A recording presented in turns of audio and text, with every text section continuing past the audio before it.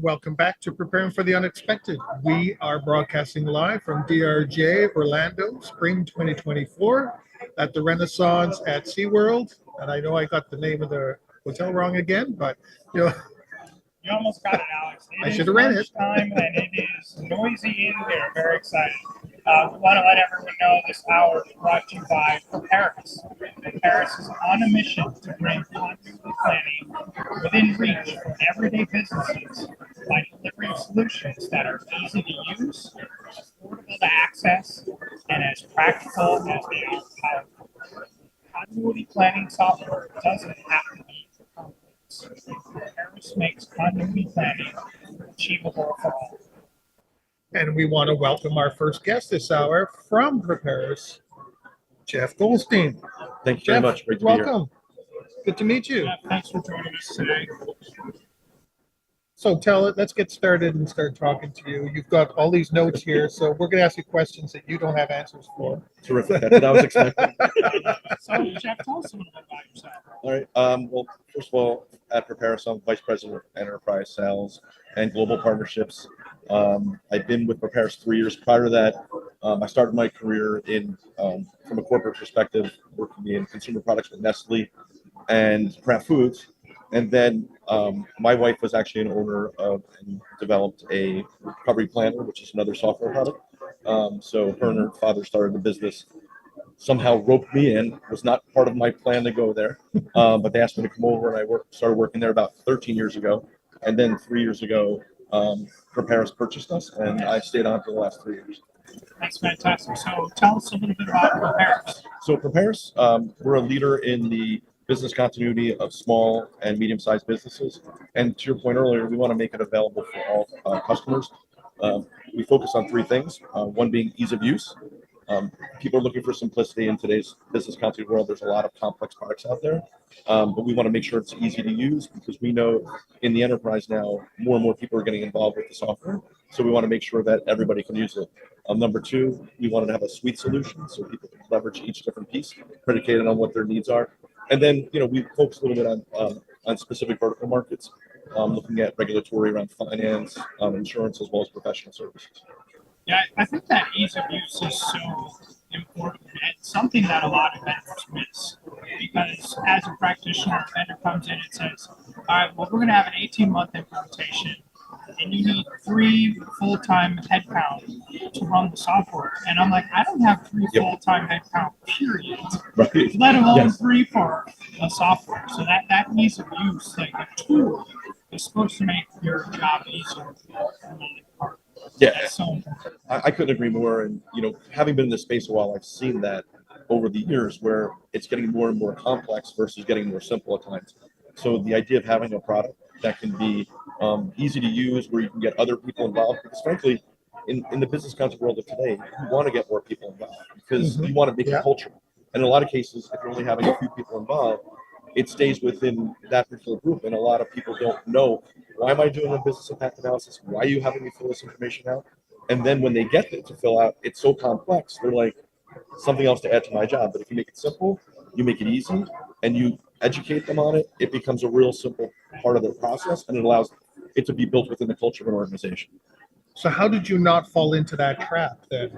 Because I remember when we talked with the CEO, John, last week, 2 weeks ago, when we filmed a video with him, he said the same thing, that keeping it simple. So how did you not fall into that trap that so many other potential vendors and service providers do? I think it's a couple things. One is we've involved a lot of consultants that go out every day and work with customers and hear the voice of the customer and taking that information back, as well as we've interviewed so many different customers that are out there and saying, hey, what are you looking for in a product? Because having, my wife owned the company, but having been a part of that, understanding developers often think development, they want to be intricate, they want to be more complex, and they make it more a development product versus an actual usable product. So by getting people involved that are actually using the product every day and want their people to use it and getting that education, it allows you to get a perception that's much different and allows you to say, hey, I want it to be practical, I want it to be usable, and not sit on the shelf, because it's very easy to buy products. There's so many out there where they buy it and it sits on the shelf because people just say, I can't use this.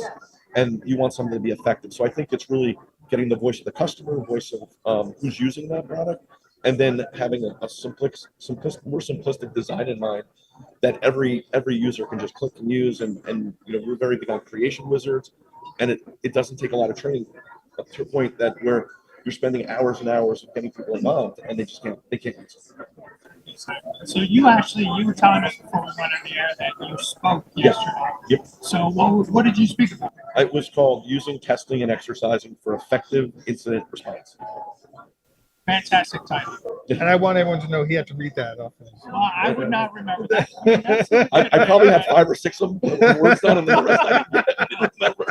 So can you give us a few for people who are listening around the world, a few highlights of your session? Absolutely. I think, in today's world, I think exercising and testing your plans are critical. I think, too many people take for granted that when they run an exercise or when they run an incident, it's going to work perfectly. And frankly, that's not the case. We have a stat that there were 23 incidents across the country that cost over $1 billion just in the U.S. alone. So, wow. I remember, 20 years ago, we get an incident like every 3 months, every 4 months. Today, it seems like it's every day something is happening. Yeah. And I just think people don't prepare enough. And even if you look at the DRJ agenda, you've seen so many things with testing and exercising, and ours was around just that. It's making it practical, making sure you're going out and preparing. There's some do's and don'ts within it about what you should do, what you shouldn't do. But really, what it came down to is what can we learn from each other from a testing perspective? Because in our session, we got everybody involved because it's easy to go out and lecture, but when you have 70 plus people in your session, they're the practitioners. They're the ones going to be able to offer each other guidance, and that's where you're going to be able to learn. So we did a lot of open communication between, what do you see as upcoming hazards? What are you dealing with now? And then how are you responding? And how are you getting people involved to test your plans? Because very simply, if you wait until an incident happens and one thing you can't recover one thing, you're going to fail as an organization. Right. So you mentioned that you were originally with Nestle and Kraft. Comment: Kraft mac and cheese is the best mac and cheese. KD by law, to say that as American. But I'd love, so going from a consumer product company into a provider in the resilient space, what are some of the things that you were able to bring to recovery plan to prepare us from that background? Yeah, that's a good question because it's so different. And you're talking at that point, they were the 2 largest food companies in the world, and now I'm going to a family-owned business with 20 employees. But I think it's really just, from a sales education perspective, I think I was very well groomed in sales process, understanding how to go through the sales pipeline and how to do discovery and really go out and communicate with people. But I think also a lot of it was strategic, having dealt with a bunch of different levels in the organization, and then be able to bring that to a small business and give different ideas of what larger companies are doing. And listen, it's not going to be the same practicality of usage, but really taking some of those ideas that came from leaders that I worked with, how I can manage people differently, even though it's on a different level. And and listen, certainly working with my wife on a daily basis, being home on a daily basis, that's a little challenging at times.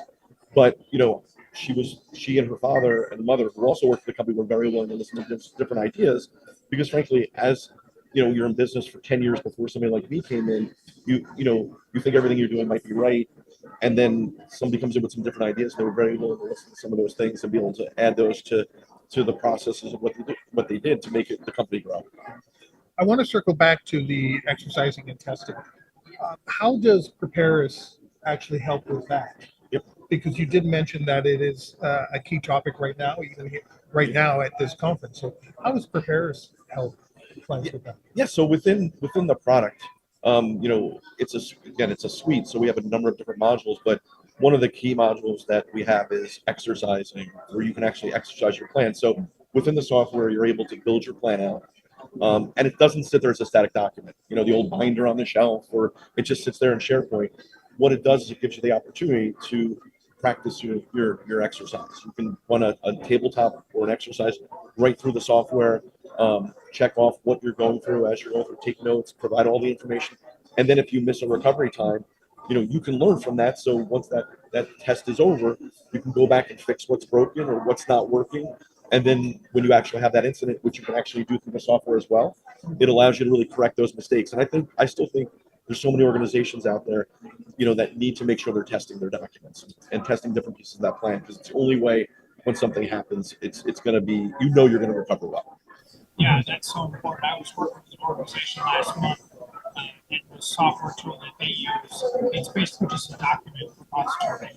And so we went through an analysis of the program. We're like, you are basically paying for glorified SharePoint, and you already use SharePoint, so I recommend to not use this tool anymore, because it's not, if you can't test an exercise, to your point, you've just digitized that 3-ring binder at a very expensive price. Right. Yeah, I agree. Yep. And there's, the products are affordable. It's, people think, that, oh my God, I'm going to pay this much money. It's affordable, it's reasonable. And, the amount that you can save simply by ensuring that you have an effective test and run an effective program through a software can save you millions of dollars just because you're able to effectively recover. That's so cool, because we've really seen with the PE money that's come into our space in the last 10 years, a lot of vendors have decided, hey, we're going to do enterprise sales. And if I'm a SMB, if I'm a mid-sized company, there haven't been a lot of options. Right? If I have 10 million in revenue, I'm not going to spend 300,000 a year on a VC tool. Right. ROI's not there. Right. I need a company like Preparis. There's still, most companies in the United States are small, size businesses. Yeah, it's a huge marketplace that's out there, and when you look at the amount of $10 million companies versus the amount of companies that are doing $2-3 million business, we want to be able to make sure that it's just as important for them to recover as it is for large organizations. Absolutely. I would tell you more so because they have less resources and people to help them. Yep. So where do you see things going in the industry right now? What's in the future for preparers, but what's also in the future do you see for resilience? I think there was a stat I read yesterday that people are expecting more incidents to occur, more things going on. So I think, to me, it's not even so much as a change in the industry as it is keeping prepared and better prepared, because I just think there's so many things going on within between weather-related incidents and mass shootings and things like that. For me, it's forward thinking of how, if even with the election coming up, people are concerned about that. Well, we know there's an election coming up. How can we better prepare and educate our employees? And to me, if I was going to say that one thing that I think people should do is that cultural piece, is educate everybody, so everybody in the organization understands how something's going to impact you. Frankly, in a lot of cases, when if a business can't recover, and there's stats out there that if you don't, if you're a small business and you're down for 5 days, the odds of you closing business within a year is like 95%. Yeah. So educate your people, understanding that if we all don't respond accordingly, it doesn't just affect the company's bottom line; it's going to affect your jobs. So I think people being educated and people knowing of what's going on. And the other thing is, I think John Ball, our CEO, mentioned it as well, is that more people getting involved within, it's not just, business continuity professionals, it's other people, it's executives. Everybody wants to be a part of the process.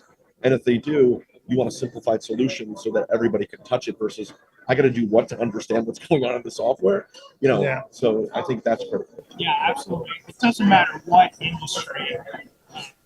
I've never seen a C-level person log into a complicated software and become a super user. Yep. They're going to call us and say, what is this? Why do I even have one? Yep. That's so show me a dashboard, show me a report, make it real simple. I want to see one page of what's going on, and that's it. And that's what I have time. Yep.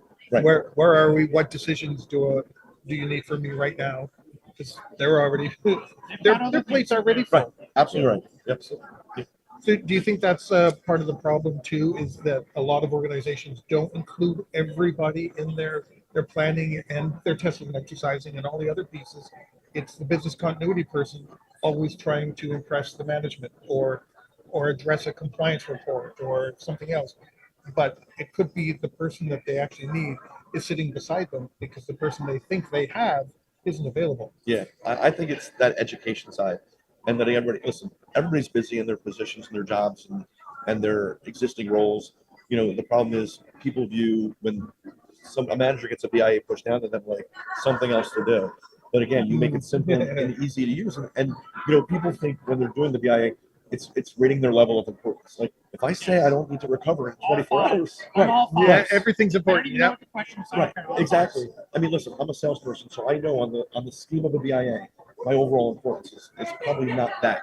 But I understand that, you know, payroll, HR, all these other things need to get back and running. And I think by educating people and them understanding it and letting them be a part of the process, but in a non-complicated way, I think that's the piece that is most critical because, you know, and to your points, if somebody's out or somebody's not there, we have a backup for that position. If somebody, Yeah. you know, I remember consultants coming to me and saying, you know, I went to an IT person, we were talking about it. He goes, "Where's your plan?" He pointed to his phone and said, "Up here." And I'm like, oh my God. I mean, yes, you want to be important and valuable, but if he's on vacation or she's on vacation and can't be reached, how are you going to recover?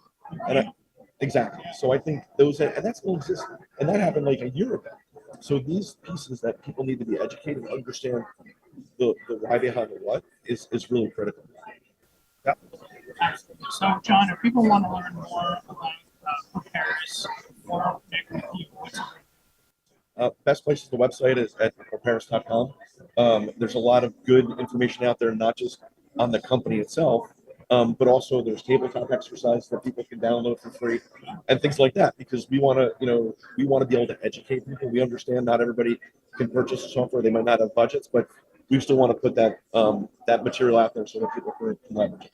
How's that? A four-letter word that starts with F, and it's a good one. Free. Just said the magic word free. Free. Now that's really impressive because most vendors do not provide anything for free. So Right. Yeah. thank you as a practitioner. I thank you for that. Yes, that's great. Thank you. Thank you. Do you have any final thoughts you'd like to share? No, I mean, I think this is great. You're doing this and a part of this, and just continuing to educate people not only in the U.S. but around the world on what we can do from a resilience perspective. Because, you know, it takes a village to be able to do things like this and make sure we're educating people. And you know, if we can help in any way, you certainly want to be able to do that. It's wonderful. Thank you. Thank you so much. Great.